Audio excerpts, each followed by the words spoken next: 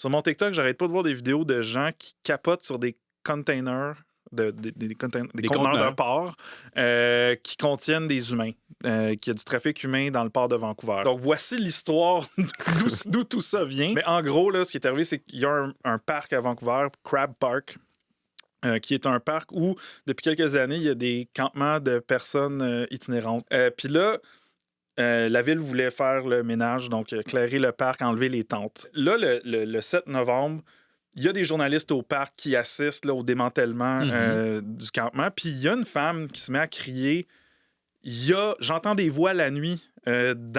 Ça provient du port de Vancouver. Il y a des gens dans les conteneurs. There's people screaming there every night. I've heard it for myself.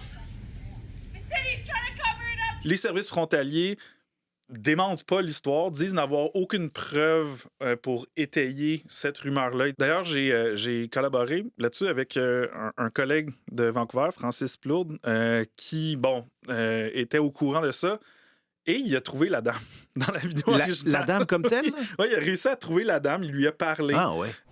Oui, mais cette dame-là, Natacha, elle dit qu'elle n'est pas la seule là, à avoir entendu des cris en provenance du port de Vancouver. Il semble qu'il y a une espèce de consensus là, chez les gens au parc Crab qu'il y a ces bruits-là qu'ils entendent la nuit. Donc, c'est ça. C'est difficile de se voir clair là-dedans.